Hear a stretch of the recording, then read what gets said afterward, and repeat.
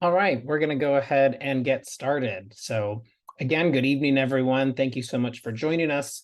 My name is Brian Silva. I use he, him pronouns, and I'm the Vice President of Outreach and Engagement at Americans United for Separation of Church and State. And on behalf of all of our panelists and moderator, I want to thank you so much for being with us tonight on a really critically important topic. So I'm going to do a little bit of housekeeping and introductions, and then we'll go ahead and get started. ASL interpretation is available for this webinar. Our interpreter is Duan.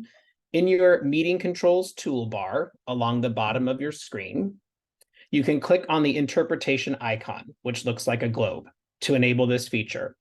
If you don't see it, you may need to update your Zoom client. The feature is not available if you are just using a browser. You have to be using the Zoom app. You can also look at the three dots that say more on the side of your screen, which might open up the interpretation icon as well. In addition, closed captioning is also available. You can turn it on by clicking the CC button in your meeting controls, again, along the bottom. You may have to click the three dots that say more to open those up. We'll be taking questions throughout the entire webinar and answering them at the end from the audience. In order to do so, go ahead and use the Q&A box, again, along the bottom of your toolbar. We won't be fielding questions in the chat. If you are having any issues with the webinar, other than that, you can post those in the chat and we'll try to help you out. But we'll only be answering questions through the Q&A box.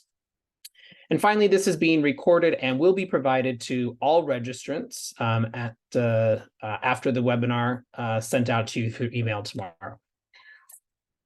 We're excited to announce that registration is open for the 2024 Summit for Religious Freedom, or SURF, spelled SRF, which is being held next April 13th through the 16th in both Washington, D.C. and virtually. SURF is the hub for our collective fight for religious freedom, church-state separation, and the issues that depend on them, like LGBTQ rights, reproductive rights, protecting public schools in our democracy, and more, including issues like we're talking about tonight. SURF is convened by Americans United with the collaboration of our partners. Virtual events like these webinars ensure the learning, conversation, and networking of SURF continue year-round. We call this continuous programming SURF 365. In the future, SURF 365 virtual events will only be available to Summit attendees past and present. We're excited to make them available to all in this first year. Please visit thesurf.org for more details. That's thesrf.org. All registrants of this webinar, again, will receive an email tomorrow with a link to the recording. So after the webinar, I invite everyone to visit thesrf.org to see the schedule, purchase tickets, submit a proposal to present a breakout session, sponsor or apply for a scholarship for both in-person or virtual attendance. And a special note for our students in the crowd, virtual attendance is free for students with a .edu address. Tonight's participating organizations include Americans United, the only organization dedicated solely to defending the separation of church and state. We are the shield protecting the foundational American principle of freedom of religion, including the right to believe or not believe for all. We're also joined by CHRE, the only organization in the country advocating for the education rights of homeschooled children. Due to Christian Nationalists, homeschooling has been deregulated in almost every state, so that in many states, it is legal not even to teach a homeschooled child to read. CRHE combats Christian nationalist attacks on students' rights to education wherever those attacks may occur. And finally, GLSEN, GLSEN, is the leading national organization on LGBTQI+ issues in K-12 education, working to ensure all youth have equal opportunities to thrive, grow, and reach their full potential. GLSEN works to build safe and affirming learning environments for LGBTQI+ youth while advancing racial, gender, and disability justice in education settings. It is now my honor and pleasure to welcome our moderator and panelist tonight, Carmen Longoria-Green, the CRHE board chair, who will introduce our panelists and get us going. Welcome, Carmen, and thanks for being here. Thanks so much for having us, Brian. So let's go ahead and get started, everybody. This is going to be a really fun and I think informative event. So first, I'd like to introduce you to Brian from GLSEN. Brian, please turn on your camera and let everyone know a bit about yourself. Hi, everyone. My name is Brian Dittmeyer, pronouns he, him, and I'm the Director of Public Policy at GLSEN. We represent, of course, the interest of LGBTQI students, ensuring that we build safe, affirming, and inclusive learning environments in K-12 education. Thanks, Brian. And then we have Samantha from Americans United. Samantha, could you introduce yourself?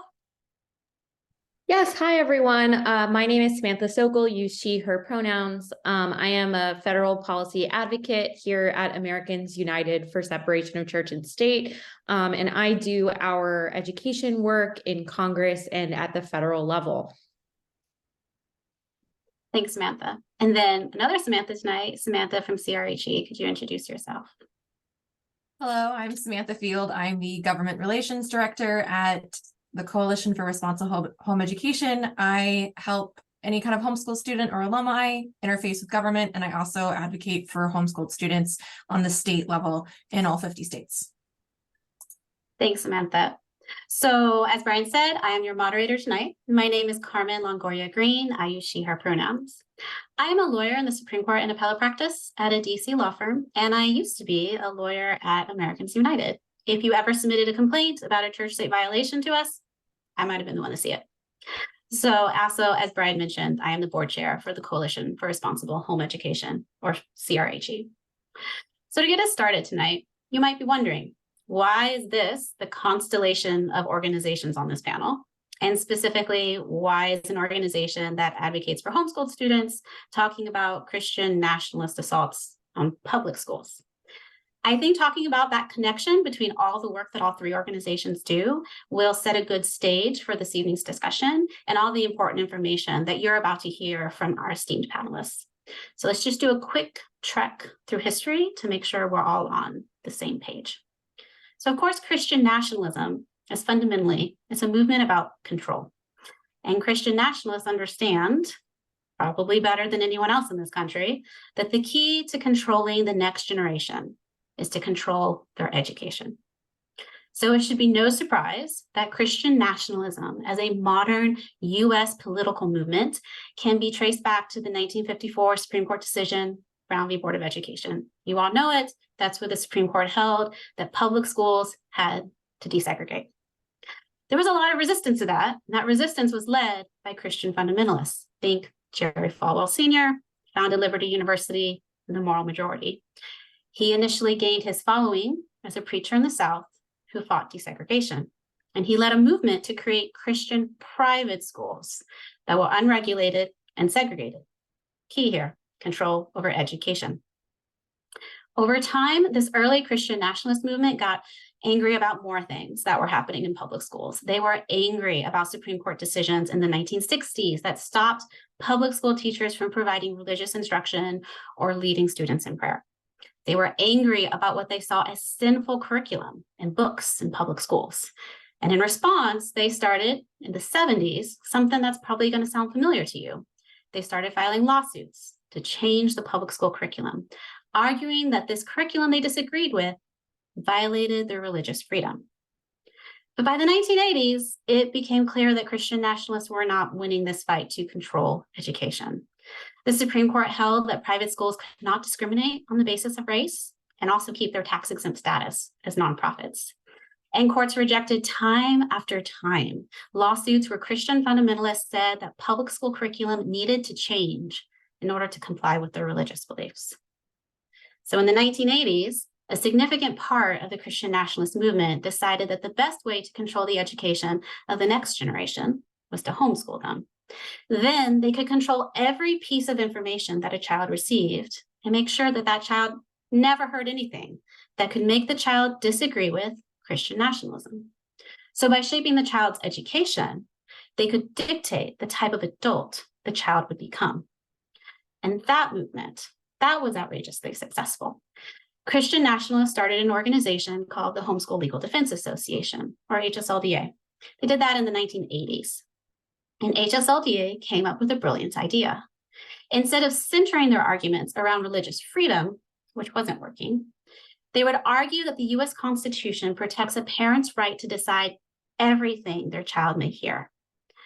And that caught on. By the late 90s, HSLDA had convinced state legislatures everywhere to almost completely deregulate homeschooling, and they did so almost completely under the radar.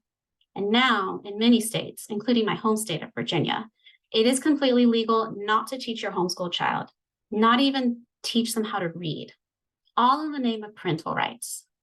Millions of children have been homeschooled under these lax laws, and many suffered because of it. But in the eyes of Christian nationalists, they figured out what works. It should not surprise anyone that today's constant attacks on public schools are framed in terms of parental rights. The Christian nationalist movement that attacked public schools in the 70s, decided to embrace homeschooling in the 80s, and successfully deregulated homeschooling in the 90s is back. And it has its sights set on its original target, public schools. Only now, they've come back better armed because they figured out what works. Just argue in terms of parental rights. It sounds innocuous, and surely no one's going to disagree with such a concept. So that brings us back to tonight's panel and the experts you're going to be hearing from. Every speaker is going to be talking about a different aspect of the current attacks on public education, but it's all the same Christian nationalism behind all of it. It's the same parental rights extremism that CRHE has been fighting for over a decade. It's the same folks with the same funders, using the same arguments, and pursuing the same goal: to control how the next generation thinks, acts, and votes. And we are all in this together because Christian nationalists will use a victory in one area, like homeschooling, to expand their control over other areas, like the curriculum in our public schools. So with that, not terrifying at all introduction to tonight's discussion, I'd like to turn it over to our experts. I'd like to start with Brian, who joins us, as he said, from GLSEN. So Brian, I had mentioned earlier that Christian nationalists want to control the information that students receive in public school. Can you tell us all a bit more about how they are doing that? And how are they trying to control the public school experience that our students have? Thank you so much, Carmen. And I think what a great introduction as well, really laying out some of the dynamics that we've been facing in public schools for decades. But I'll admit I'm a bit of a history nerd, so I'm going to take us even further back. And, frankly, right now what we are facing is an attack on kind of comprehensive and inclusive education. And we have seen this pattern before. And one clear example is that the wave of book banning that we are now seeing can trace its past back to right after the Civil War, with the Daughters of the Confederacy working to suppress information about equal rights in the Reconstruction era. And so imagine where our country would be if we had overcome those forces during Reconstruction and paved the way for inclusive curriculum across the country for all of those decades. A lot of progress has been erased and lost because this insidious far-right movement has succeeded in working its way into public education. And we know now that there are leaders today, even in high offices, that are cozy with parents' right extremists who work to undermine public education.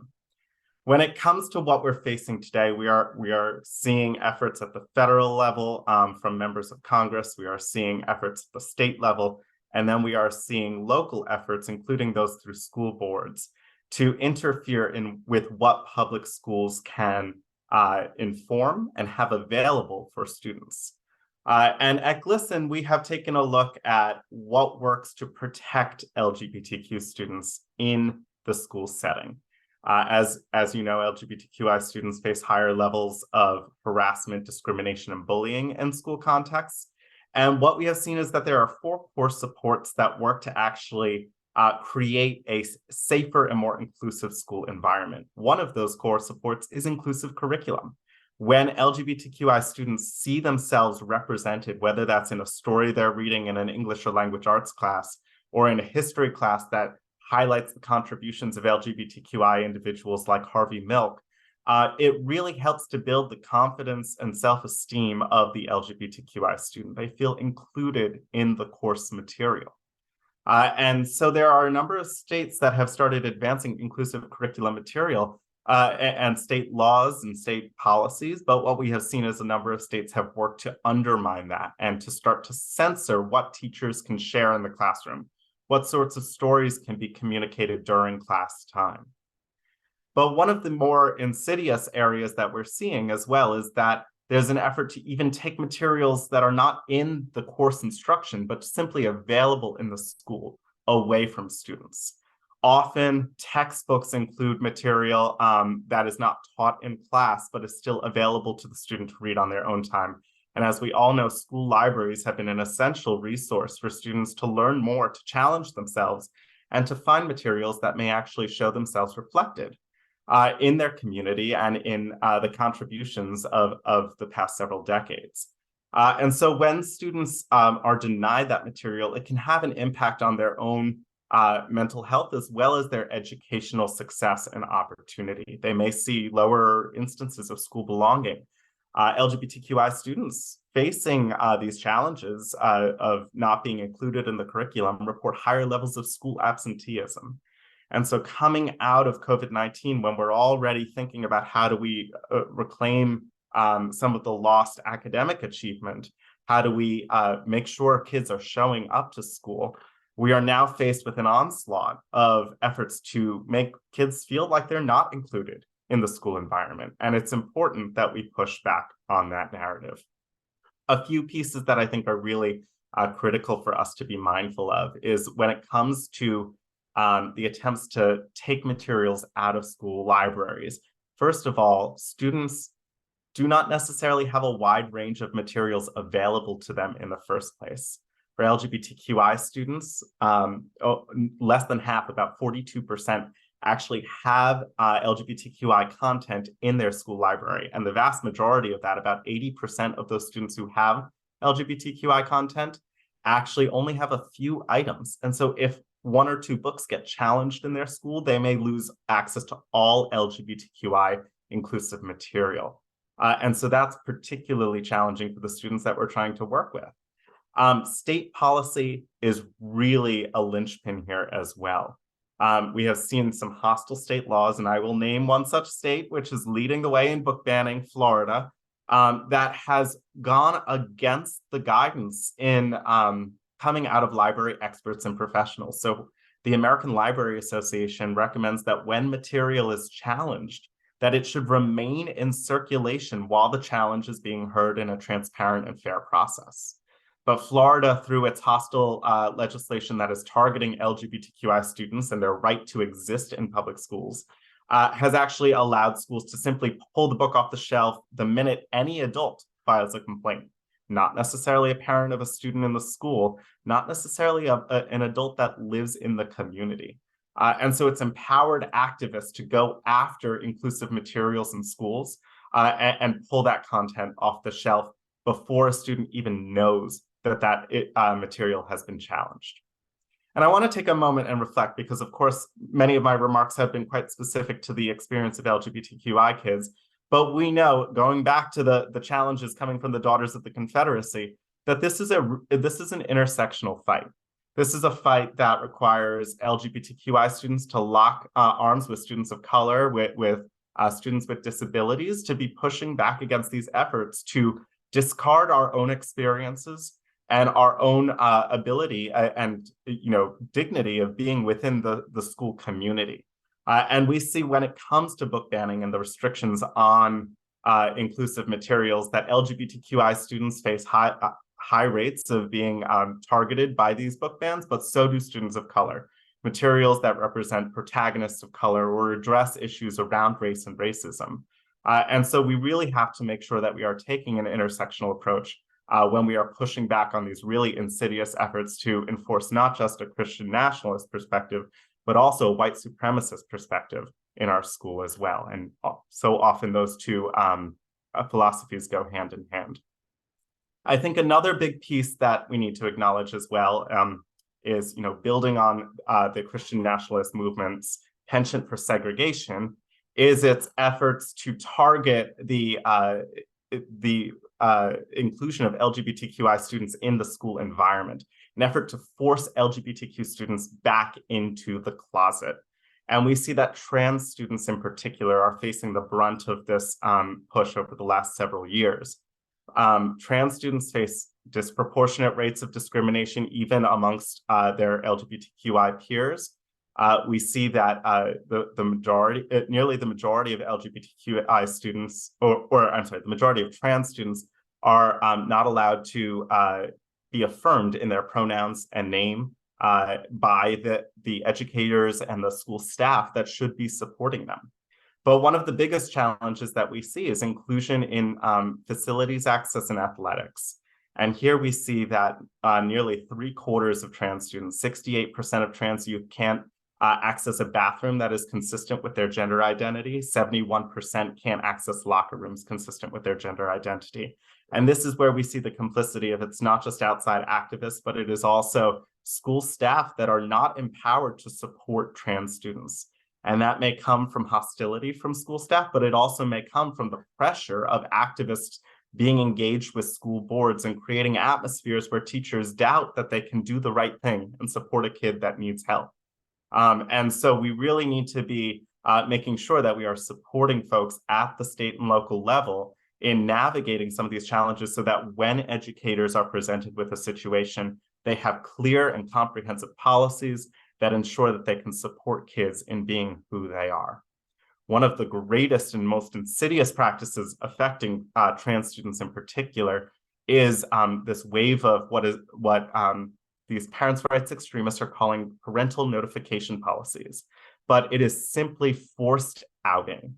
We have seen egregious overreaches where some school districts are frankly sending letters to entire classrooms of parents, informing them about a student in the class. But of course, if a student is outed to their parent, there can be, before they are prepared to have that conversation, it can have significant impact on the student and their mental health.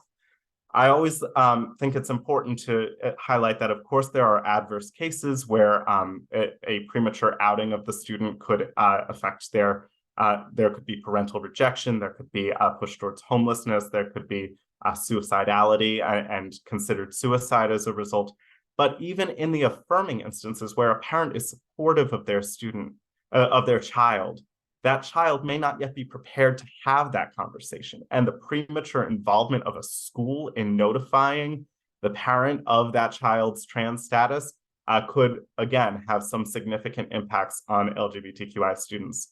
And so when we're thinking about parents' rights, the right is really flagging only a certain slice of parents. And I think it's important that we push back against that narrative because there are supportive parents who are working every day to ensure that their children have a safe and inclusive learning environment. And that conversation needs to be had where it's made clear that, that parents' rights is inclusive of folks who want a very different vision that is supporting a strong public education system that looks out for marginalized students. Now, to take just one more step at the different levels of policy that can impact the inclusiveness that students face, it's important to keep an eye on what's happening at the federal level too. For the LGBTQI perspective, in 2020, the Supreme Court ruled that sex discrimination policies should be inclusive of sexual orientation and gender identity. And this actually flows from a legal doctrine around sex stereotyping that was developed by none other than Justice Scalia in the 1980s. And so we're talking about a far-right Supreme Court justice who really said that sex discrimination should encompass different assumptions about whether people accord with expectations about what a sex and gender should be. And so that logical conclusion of that legal doctrine gave us the Bostock versus Clayton County decision that different elements of the federal government are now trying to implement in their respective fields. And so we see the U.S. Department of Education is attempting to update its Title IX guidance to ensure that schools are explicitly protecting LGBTQI students against sex-based discrimination. And how that manifests at the state and local level is going to be really important over the next year or two as we make sure that those protections are not only implemented at the federal level, but really codified by each school. it goes back to thinking about not just including students in the school community through curriculum and resources, but also making sure that there are the comprehensive policies that protect them when there is discriminatory action by a peer or by an educator or school staff. Carmen, I'll pass it back to you because I could talk all day about this. Thank you so much, Brian. And thank you for highlighting all the different ways that we really need to act to protect children's right to have a safe learning environment in public schools and how that's really coming under attack by Christian nationalists right now. So thank you. I'd like to turn it now to Samantha. Samantha, your work at Americans United, you do a lot of work on public school funding issues. As people probably know, private schools are pretty unregulated. For example, they'll use expressly Christian nationalist curriculum if they want to. In fact, a lot of them will use the exact same curriculum as Christian nationalist homeschoolers. So I would like you to talk to us a bit more about the efforts that are underway to shift our tax dollars from public schools to private schools, including private schools that are just going to give students a steady diet of Christian nationalism. Thank you. Yeah, and first I would just like to contextualize the private school voucher and the privatization movement with all of the attacks that Brian just told us about. These attacks are really about sowing mistrust in education. The book bans, the censorship, the attacks on LGBTQ plus youth and teachers. It is an agenda to make us distrust our public schools. And then they want to defund our public schools and shift that funding to a system of universal private school vouchers for those schools that Carmen talked about that are private religious schools or for homeschooling, just ridding our country of this public education system that our democracy was founded with. And, you can take it from the words of Christian nationalists themselves. For example, Christopher Rufo, who is really the architect of the panic around critical race theory being taught in public schools. Now he's very involved in all of these anti-trans attacks on public schools, has said, quote, "To get to universal school choice, you really need to operate from a premise of universal public school distrust." So the goal is to create that distrust and then get to what they call universal school choice, which are private school vouchers. So just the 101 on vouchers, as I'm sure many of you folks know, it is a program where you use public funds, taxpayer funds, and instead of going to the public schools, it gives children a voucher to fund tuition at private religious schools. So funneling that public money away from our public schools and into private, unregulated, usually religious schools. You may have heard them called different names like empowerment scholarships, tuition tax credits, education savings accounts, school choice. Like all of these are these euphemisms that our opponents use because they know that vouchers are not very popular at all. And they're all different structures of funding. Like sometimes they'll put the money in a bank account and then the family will be able to use that bank account for educational services, including tuition at private school or for materials, sometimes that are not very educational after all. But ultimately, the system is funneling public funds away from public schools and into private religious schools. Programs like these have existed, the first programs, modern private school voucher programs in the country date back to after Brown v. Board of Education. Lawmakers in 5 southern states created voucher programs to fund tuition for white students at segregation academies. And the goal really was to avoid integration of public schools and to allow white families to attend segregated private segregation academies. And since then, we have seen the creation of other voucher programs in the 1990s, but we're currently in this new era of a huge expansion of these programs. And I just want to give a little bit of a landscape about how these programs have recently expanded. So many states in recent years, especially since 2021, 2022, 2023, are expanding their voucher programs so that more students are eligible to get a voucher than ever before. In the past, states, when they would create a voucher program, they would often target it to like a small population, say students with disabilities, low-income students, foster students, foster kids, like those are the students that would be eligible to get the voucher for private schools. Now, states are making every single student eligible, whether or not those kids have ever attended public school, whether or not their families are low income. So it's really allowing wealthy families whose students were previously attending private schools, who had always chosen private schools, had no relationship with the public school system, to get public funding to go to their private school. And that is pulling money away from our public school system, ultimately harming our public school system, causing shortages, budget issues, etc. And just to run through a few of the states that have expanded these huge universal voucher programs. This year, Arkansas, Iowa, Utah, and Oklahoma enacted new statewide voucher programs. If you're from Florida, Arizona, Indiana, North Carolina, and Ohio, those states removed limitations on voucher programs so that all students, regardless of family income, were eligible to participate. And there's also expansions going on in Alabama, in New Hampshire, Tennessee, South Dakota, and Wisconsin. And if you're from Texas, I'm sure you know that your legislature is currently in a special session right now, considering the first ever statewide voucher program that the state would ever have, that the governor has really been pushing for. I'd just like to mention as well one other privatization movement, which many folks probably know about as well, in addition to vouchers, and that is the push for publicly funded religious charter schools.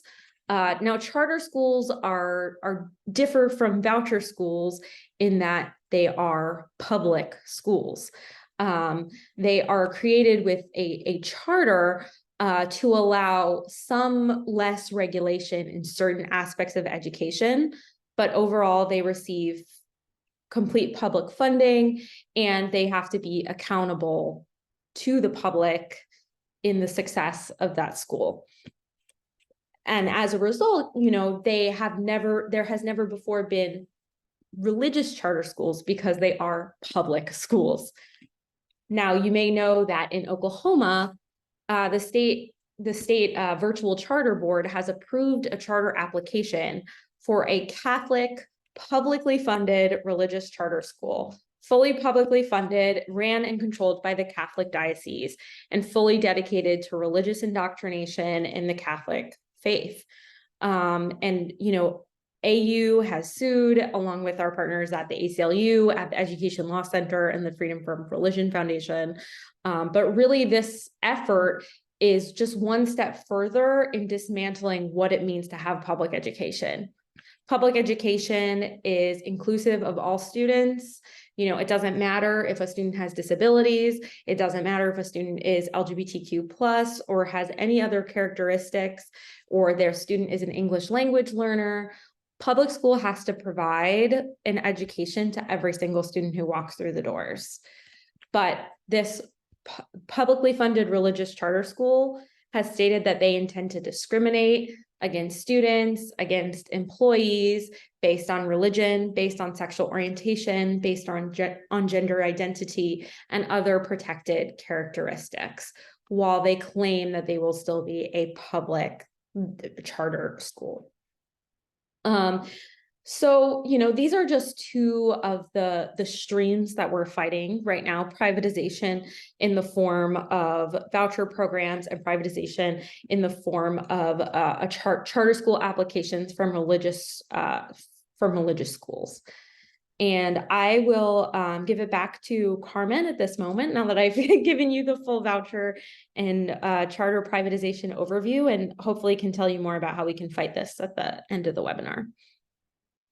Thanks so much, Samantha. And it's so important when you pointed out that vouchers are used at schools that do discriminate against students. So it's really harmful to students who have disabilities, students who are LGBTQ. It has very serious ramifications for the privatization movement. I'd like to turn it now to Samantha from CRHE. Samantha, we just heard about how Christian nationalism is attacking public schools on all fronts. I'd like to hear a bit more from you about the political movement that's behind these attacks. We at CRHE call it parental rights extremism.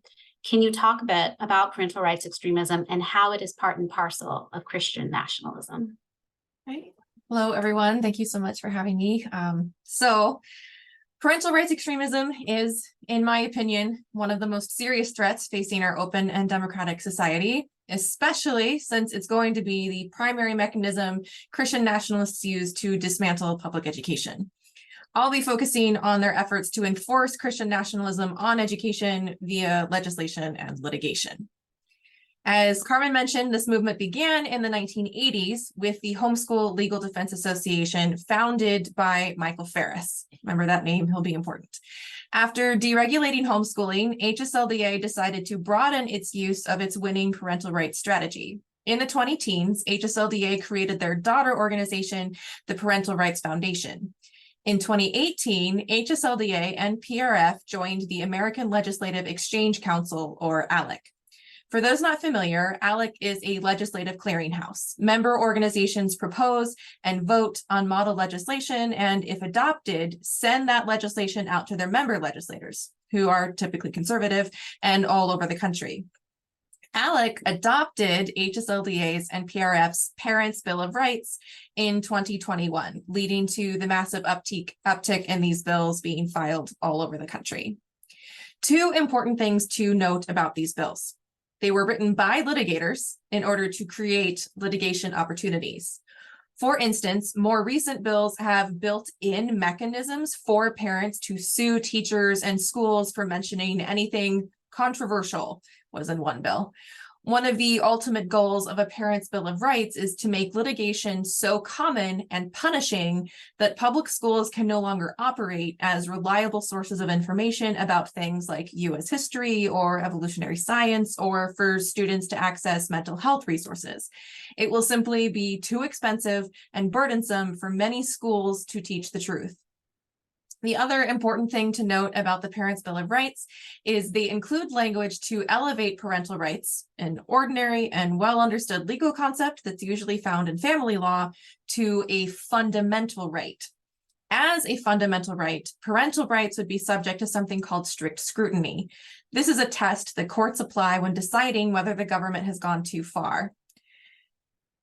If the government violates a fundamental right, it has to show that it has a compelling interests and its means are narrowly tailored. That's a fancy way of saying that the government almost always loses.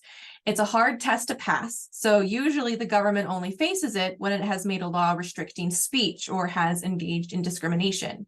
It would be extremely dangerous to grant parents fundamental rights as parents.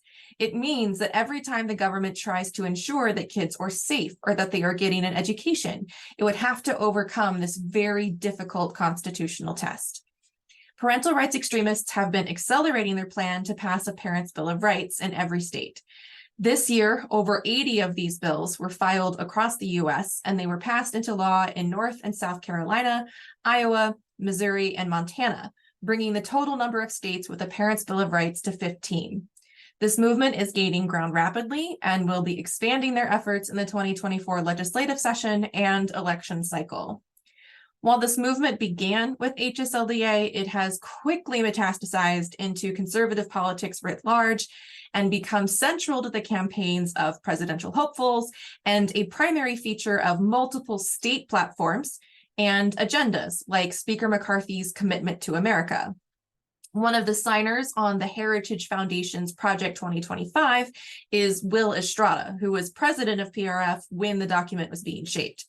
Organizations like the Alliance Defending Freedom, previously led by Michael Farris, and is a former employer of Speaker Johnson, Focus on the Family's C4 arm, Moms for Liberty. All of these groups are working together. Trans bathroom bans and sports bans were written by a conglomeration of these organizations under the heading Promise to America's Children. CRT bans were pulled from Trump's 1776 commission, co-authored by Michael Ferris. In short, they are extremely unified and coordinated. Parents' Bill of Rights saw some evolution in the last session. They're now being disguised as student information security bills or medical consent bills. As we move into the 2024 session, I'm expecting to see more permutations like this. For the 15 states that already have one of these bills enacted, we'll see attempts to expand litigation options for parents to challenge anything they dislike being taught in school.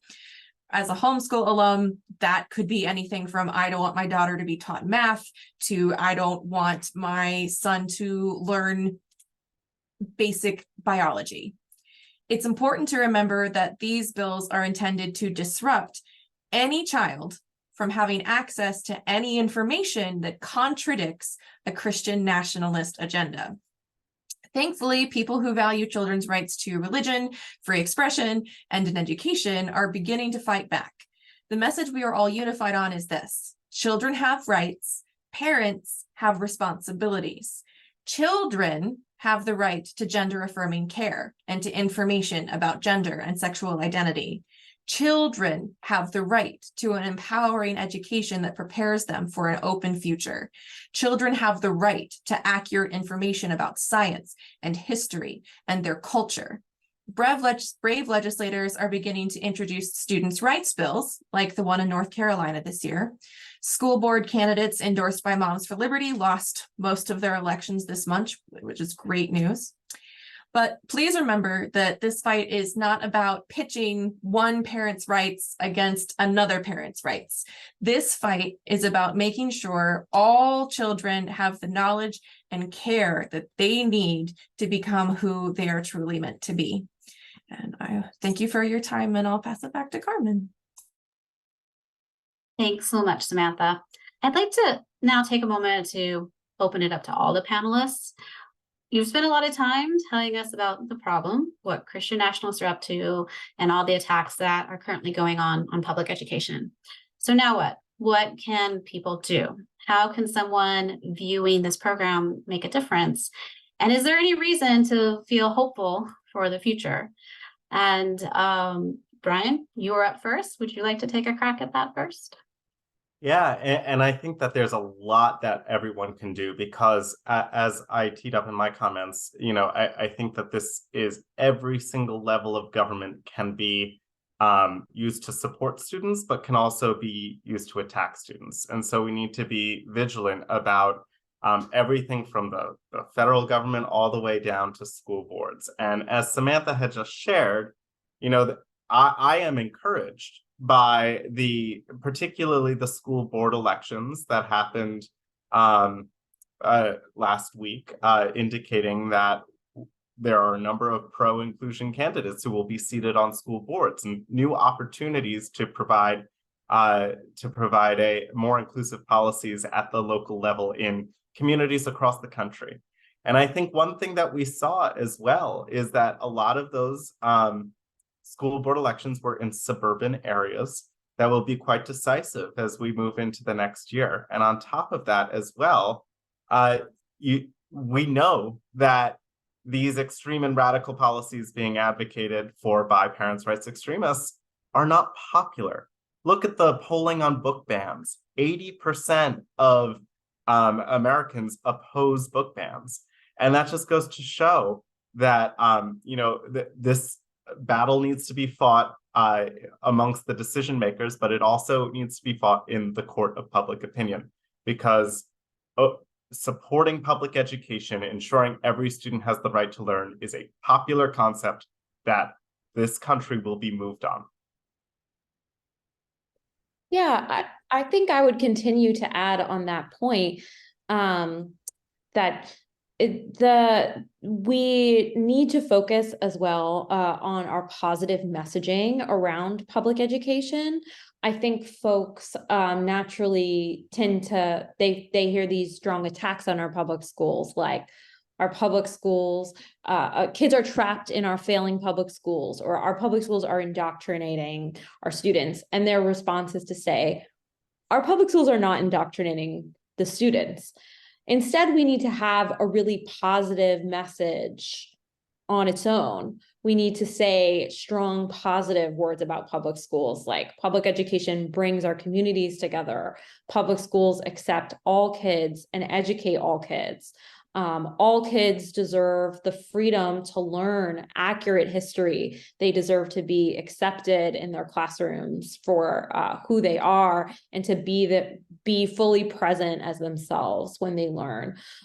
So instead of just simply responding to the attacks, articulating our positive vision. And I think it's also really important to articulate who our opponents are, and that there's many of us who are supportive of public education, who are supportive of students' freedom to learn, children's rights, LGBTQ plus rights. And it's really a very small group of extremists who are attacking these fundamental values that we all share.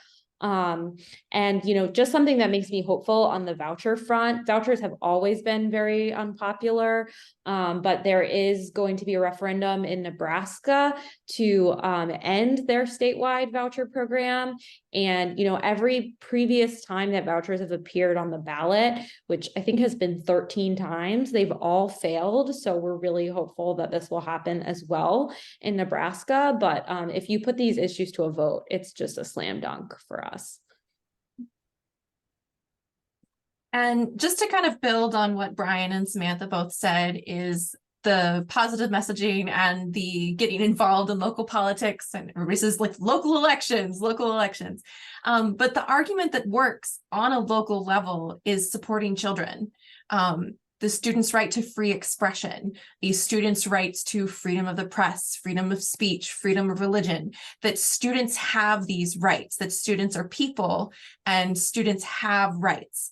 And that messaging, it works on everyone. Like, I've used it on Democrats and Republicans and libertarians, and everyone agrees that a student has a right to free expression. And that goes against to one parent standing up and being like, I want to deny free expression to every single student in this school because I don't like something that's happening. Like, that's the message that resonates, that works, that children have rights and parents have responsibilities. Thanks so much, everyone, for that. I'm going to turn now to the questions, some of the questions that have come into the chat. We've had a lot. These folks, you keep sending them in. One question I would like to direct to Brian right now. Someone asked if there are more resources that maybe GLSEN or someone else would have about how to talk to people about trans teens in sports and trans access to things like school facilities. Do you have a place that you recommend for people who feel they don't know much about it, but they want to be allies, and they just need to know where they should find some resources to help? Yeah, for sure. And there's a wonderful group that we work with called Athlete Ally, that if you go to their website, they have a resources page, including some information on essentially the scientific evidence that shows that basically there's no indication that that the balance of that being transgender is going to affect the athletic performance of an individual student. And so a lot of helpful material on that page. That's so helpful. Thank you for that. Turning next to another question that we have. One attendee asked, what actions can we take to protect public education from these so-called parental rights groups? And what other organizations are working to make sure children are receiving a good education? I know all of the folks on this call, on this webinar, we're all working in this area, but maybe list some other organizations that are also doing this important work, particularly on the local level. There are other places that you think people should be turning to when they want to do this type of advocacy work.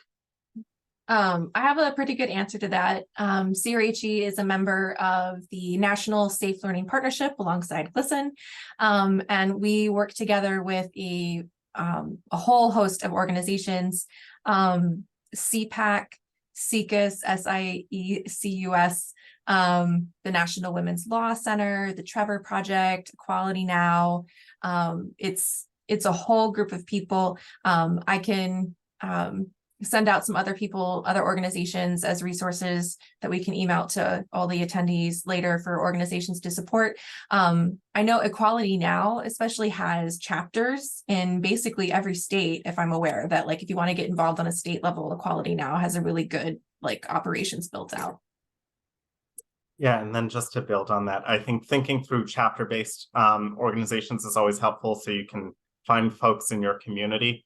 So from the LGBTQI perspective, in addition to GLSEN, of course, there's also PFLAG, which mobilizes parents. And then, just thinking more broadly too, there's a lot of support among teachers and educators around pushing back on some of this, as well as groups like National PTA. And so thinking about how you connect with folks in your community too. Yeah, and on the privatization front, just teachers, unions, in your state or in your area, also professional organizations for superintendents, and other professionals who, educators who work in schools have been excellent on this, and school boards as well have really been fighting this privatization because they know the impact that it would have on their public schools. And, there are some unlikely allies as well, especially on the voucher front. It has been rural Republicans in many states, especially Texas, that have been blocking these private school voucher programs. So, we are, willing and ready to work with whoever is going to stand up for public education. And in the voucher scenario, they're good partners on this particular in fighting private school vouchers. I'll just add one more thing. We run the National Coalition for Public Education, which is ncpecoalition.org. Which is all of the national groups that oppose vouchers on the federal level, including GLSEN, and lots of other folks. And we have a great resource on there that's a toolkit for legislators and advocates on how exactly to talk about vouchers and how to address the arguments we're hearing from the other side. So that's a good resource that I open up all the time before I go have those conversations. Thanks, Samantha. And following up directly to what you said, someone in the chat just asked whether we have positive talking points describing why vouchers are bad, why the privatization movement is bad, that someone can reference if, say, they're talking to someone on social media. Yeah, there are some groups that have done fantastic research on this, especially a group called We Make the Future that has, it's called the Race Class Narrative, and they have some great messaging about the positive vision of public schools that are inclusive for all students that I really, really love. That they have pulled, that pulls really well. And it's all about ensuring that all students get an excellent, accurate public education where they are accepted for who they are. And I think it's a good positive point. Right. And then as far as positive talking points as well, going back to GLSEN's 4 supports model of thinking about how you build inclusive environments that both address academic performance and mental health among LGBTQI students. And so that really helps you center on, instead of what are we fighting against, it helps you center on what can we be doing in schools to improve, again, both the academic performance and the mental health of kids. And then a couple folks have sent in questions asking about the role of dominionism in all of this. That's kind of a word you're not seeing as much anymore. We're kind of talking about Christian nationalism a bit more than dominionism. I was wondering if Samantha from CRHE, could you kind of like describe what the difference, if any, there is, and what role, if any, dominionism has, and what we're talking about today in terms of attacks on public education? I don't know why I didn't unmute. Okay. Christian nationalism and Christian dominionism are slightly different. They come from different theological heritage, different people pushing for it, arguing for it, and crafting different arguments and reason for existence. So a Christian nationalist is it's a civic religion. in a sense that it's kind of a blend of American patriotism, nationalism, and kind of Christian iconography and Christian myth, like specifically American Christian myth. Whereas Christian dominionism comes out of a subset of Christian fundamentalism that is an argument about a theocratic government. And it's a much more formalized approach to it. They really want a theocratic government where the church plays a role in government, is much more like what we'd see like Gilead from The Handmaid's Tale, whereas Christian nationalism looks like Trump, if that makes sense.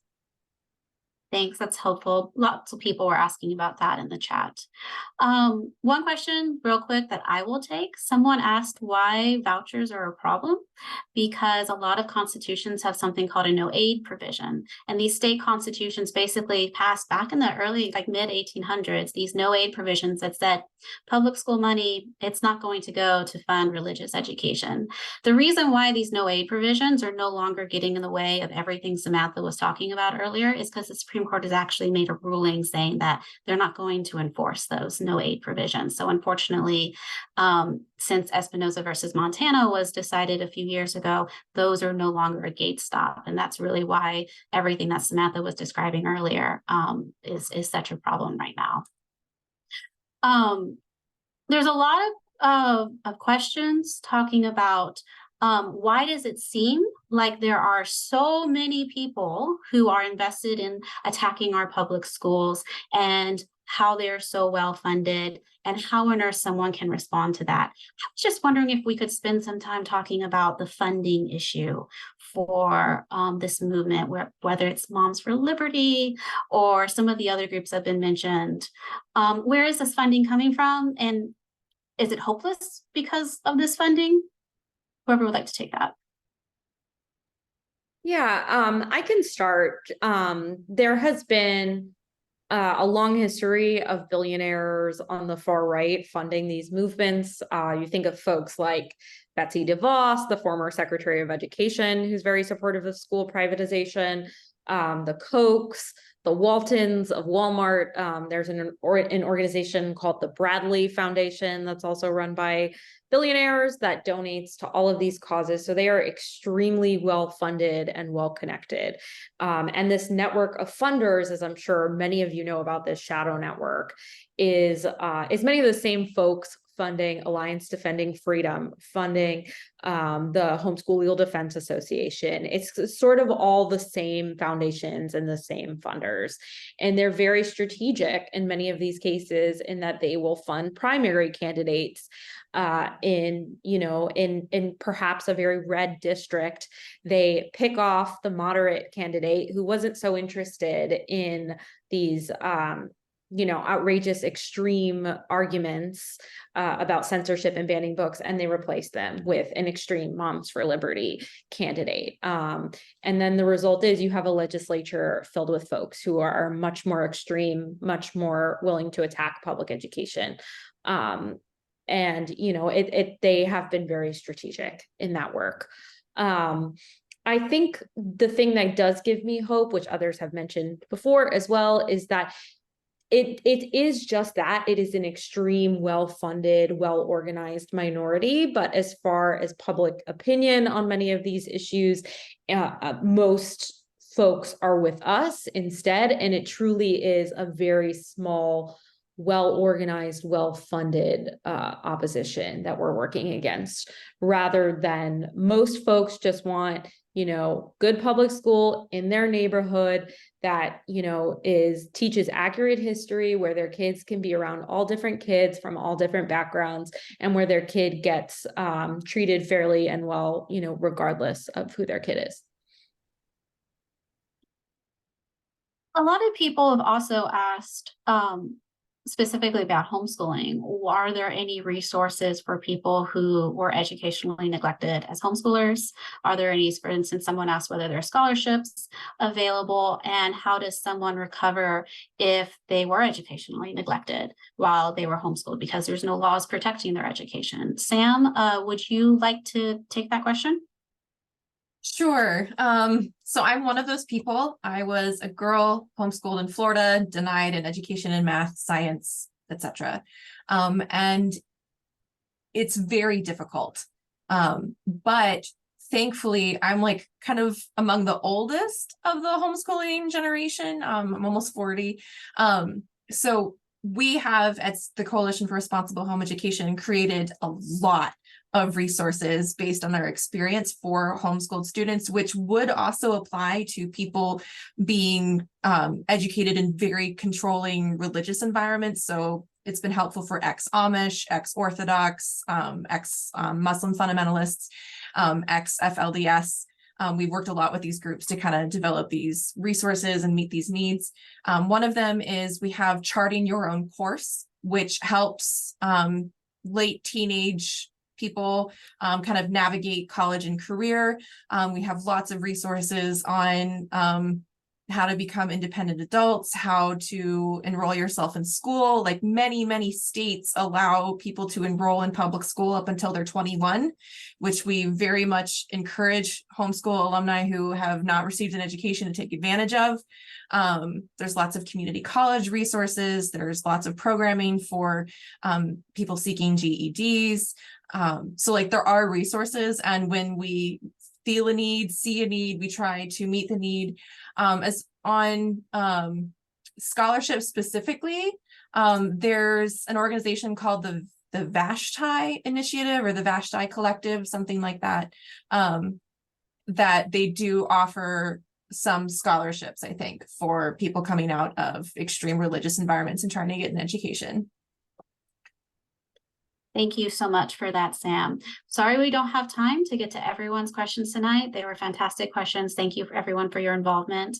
And I will now turn us back over to Brian. Great, thank you. I'll just do a quick wrap up with some information. So again, thank you to our panelists and their partner organizations, Carmen and Samantha from CRHE, Brian from GLSEN, and Sam from AU. Just a reminder, this webinar was recorded and all registrants will receive an email tomorrow with a link to the recording. And if you liked what you heard, I invite you to register for the 2024 Summit for Religious Freedom. Again, SURF, spelled SRF, being held next April 13th through the 16th in both Washington, D.C. and virtually. Is the hub for our collective fight for the issues we addressed tonight and more. You can visit www.thesurf.org to see the schedule, purchase tickets, get a proposal to present a breakout session, or apply for a scholarship, both for in-person or virtual attendance. And as a reminder, virtual registration is free for students. You will be getting a link as well for feedback on what you thought of tonight's program. I encourage you to fill it out. And with that, thank you so much and have a great night.